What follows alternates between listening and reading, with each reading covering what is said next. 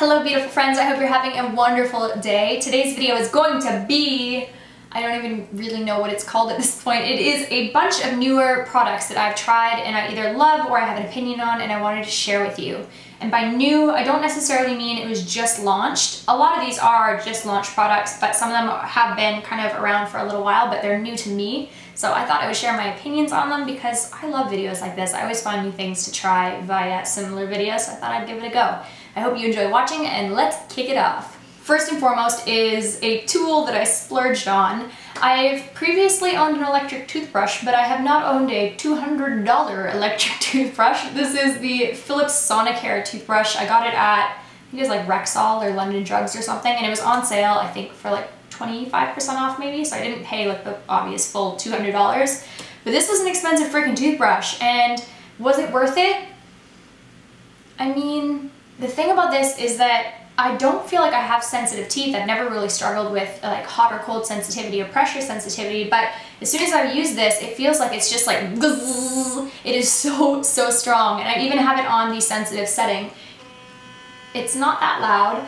As you can see, there's several different settings. There's the clean setting, white setting, the sensitive setting, which it's on right now. There's gum care and deep clean. And oh my God, if the sensitive setting is like still like rattling your mouth crazy, I think the deep clean setting would be so uncomfortable.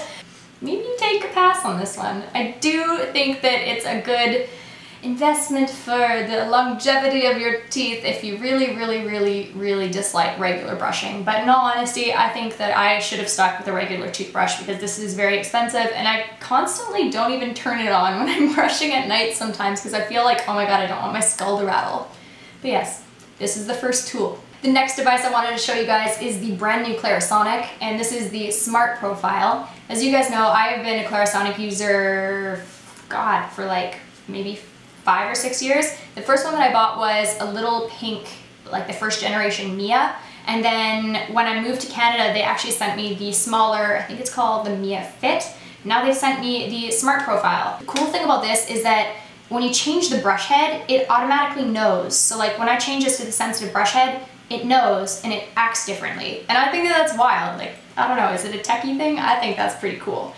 I used this morning in the shower for the first time. I thought that this brush head was a little bit too abrasive for me, so I will switch out the sensitive one. But I really did like it. I really want to try the body head that comes with it as well. I've never actually used a body head on a Clarisonic, so I'll see how that goes. The next product I want to show you guys is totally new to me. I know the brand, but I've never seen this product before. It is the Palmer's Coconut Oil Formula. It's like a spray for dry, damaged hair.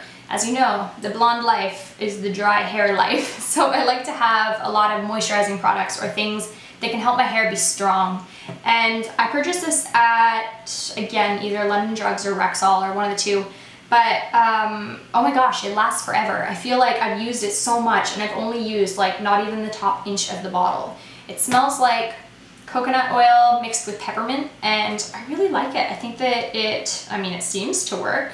I haven't noticed like this unbelievable difference, but like it definitely feels good when I put it in. It doesn't affect my styling and it's no sulfates, parabens, I can't pronounce the other one, phthalates, mineral oil, gluten, just in case you're gluten intolerant, and it doesn't have dye in it. So I like products that have like minimal crap in them, so this is really cool. I recommend you check it out. I have the Detox Whipped Dry Shampoo Foam from Drybar. I received this in a little PR bag when I was down in the States, and I had never tried a dry shampoo foam before, so this was totally a weird experience. It's like full-blown like a mousse foam.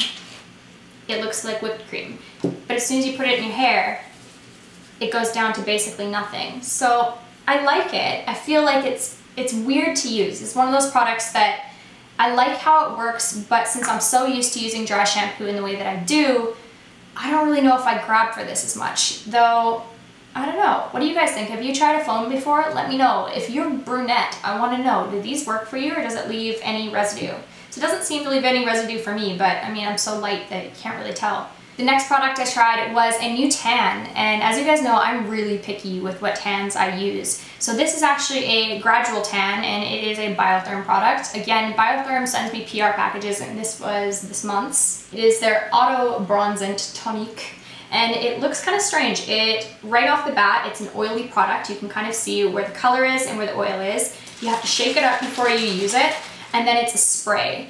There wasn't much information online whether or not I should be like full on rubbing it into my skin or just spraying it all over, so I thought I would just spray it all over and see how it went, and I think it gave me a pretty even coating.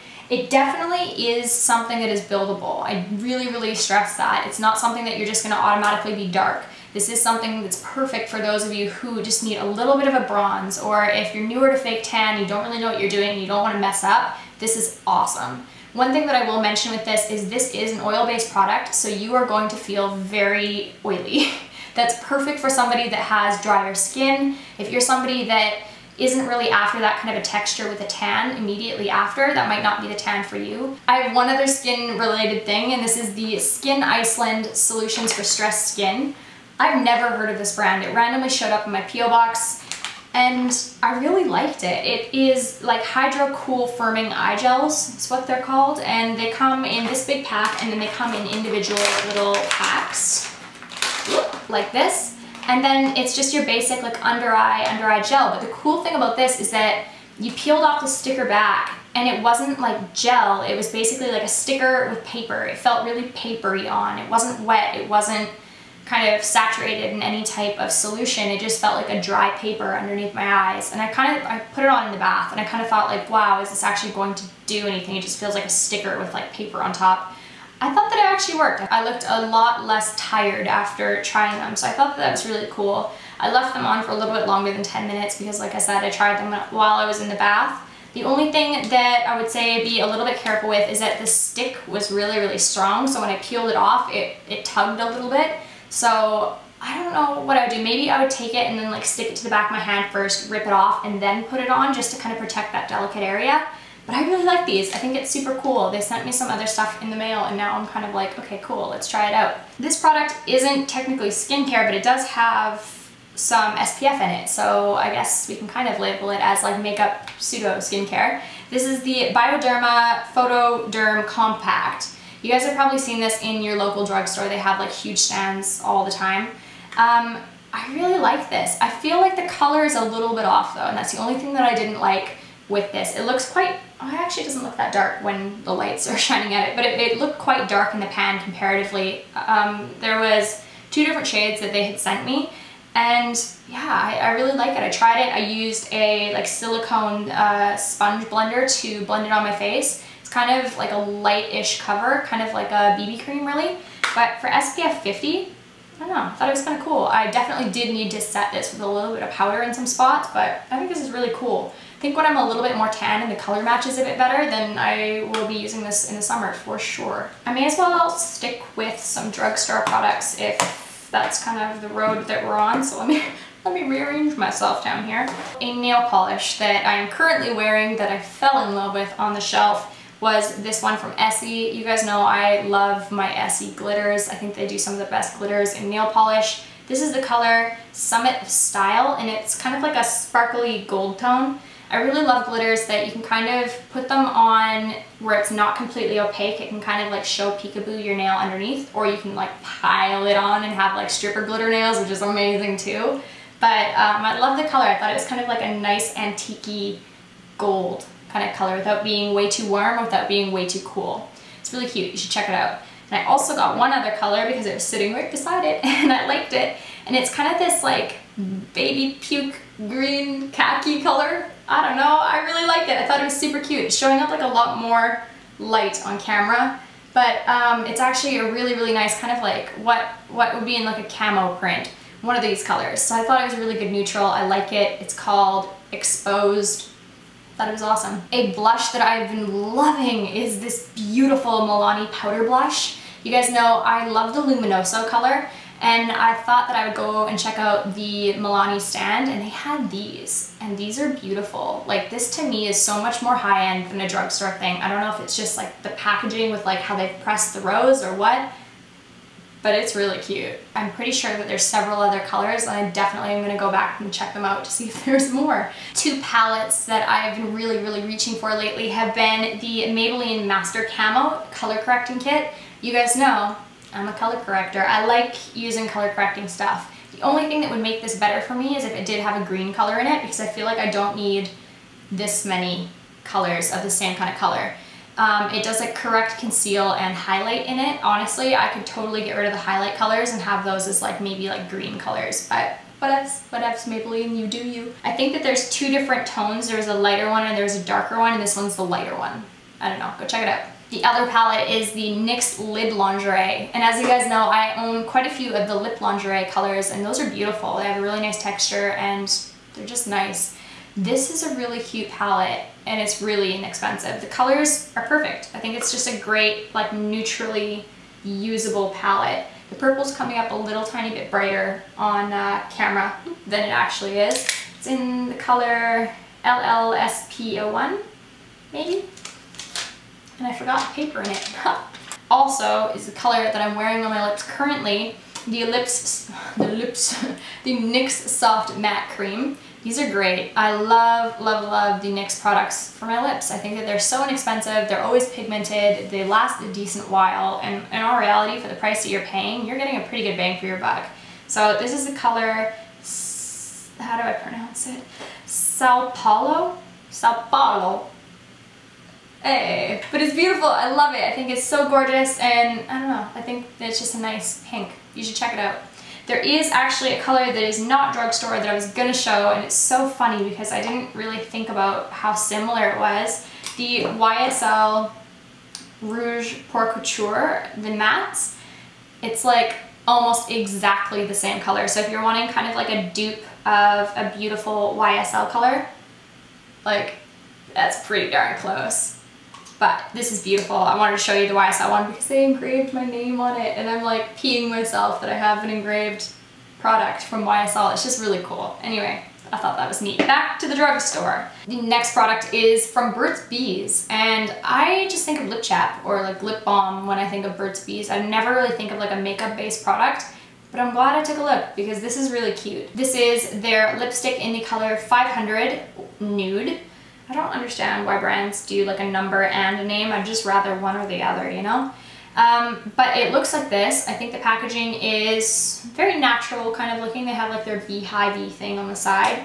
But the color is freaking gorgeous. I really like it. Hold still. It's like this beautiful light nude color. I really didn't expect it to be this nice, and I'm so glad that I actually swatched it in store because I probably would have walked right past. The only thing that I would say is a downside to this is I've only used this probably 2 or 3 times, and it's already starting to get a little bit messy. So I feel like this might be one of those ones that kind of melts into itself a little bit. So I might have to be kind of careful with where I store this because I feel like it'll get a little bit warm and go everywhere. I've tried a couple of things from this brand called Marcel, and I believe it's a Canadian brand. I almost walked past this, but then I swatched it and realized, oh my god, this is stunning. This is a beautiful, beautiful color from them. It is their color Bellissima. Bellissima. It's number 41. Again, I like it. I think it's a really pretty color. The last item from the drugstore that I absolutely hated is the e.l.f. lip... Can I speak? It is the e.l.f. lip exfoliator. Do not buy this. It's crap. I'm sorry, but I don't think that there's anyone that would ever enjoy this. I understand where they were going with it, but it just did not work. It is kind of like a lipstick with like grains in it, and when you put it on, it's supposed to exfoliate your lips and like be really grainy and kind of like how the Lush like little pots are, where it's like the sugar scrub. It's basically that, but in a stick.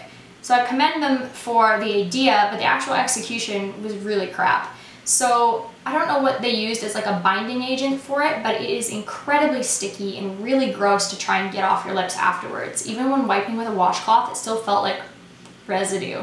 I don't know, I found it really, really hard to actually get it on in the first place. Then once I did get it on, it completely like smooshed apart.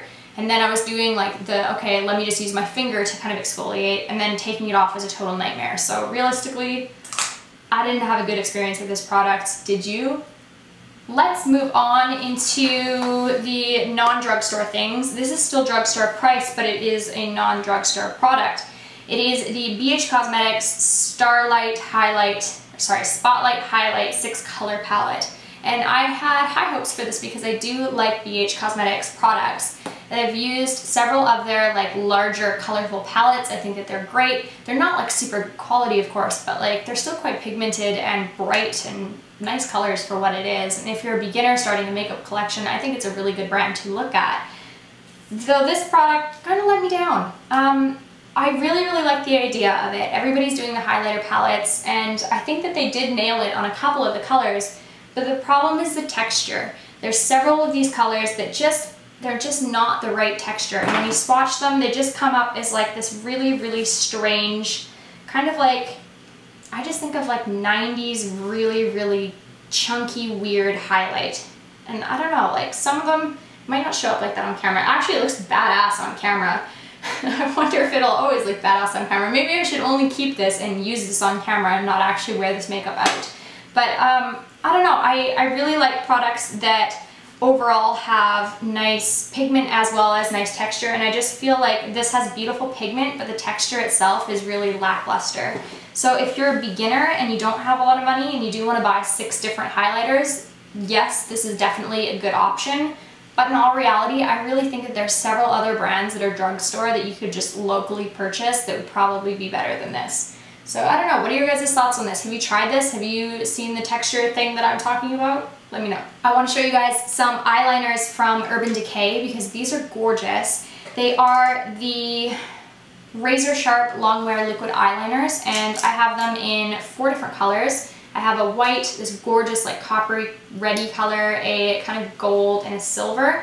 I will say the silver color is probably my least favorite only because it is not as opaque as the other ones, though you can layer this and it becomes as opaque, but these are gorgeous. I think that the orangey colored one is probably my favorite. Let me just do some swatches for you. The top one is the silver, the bottom one is the white, and as you can see, the gold one is actually more of like a my skin tone but metallic. They're really beautiful. I feel like the lights are kind of blowing them out a little bit, but if you have a chance to go and swatch these sometime, do it because they are beautiful. Last but not least, I want to talk about a new line. It is the one from MAC, and it is the Next to Nothing line. I have the liquid foundations as well as the pressed powders. To be honest, I haven't tried the liquid foundations yet. I feel like my skin has been a little bit too breakout-y to deal with such like next to nothing coverage. I love the idea of it, and I can't wait for my skin to hopefully calm down so that I can try these ones out. But what I have been using is the Next to Nothing pressed powders. These are gorgeous. As you guys know, I commonly use the mineralized skin finish. I'm usually in the color medium or medium plus depending on my tan. Which is exactly, oh no, this one's light and this one's medium plus. They're gorgeous. I really think that they're nice. They're not too much powder, they're just the right amount. It's perfect for just setting things or wearing on its own. I really like it. I'll let you guys know, I'll keep you updated whether or not I like the combination of them together, but for now, if you're looking for a powder, these Next to Nothing powders are beautiful. So that is everything that I had to show you today that was kind of new and or new to me. I hope that you guys enjoyed today's video, and if you did, please let me know by giving it a thumbs up. I am also leaving links to everything down below in the info box, so make sure to check that out if you want to know any extra things about these products. Don't forget to please leave me a comment. I love reading your guys' comments, and that's it. I will see you guys soon. Have a lovely day. Bye.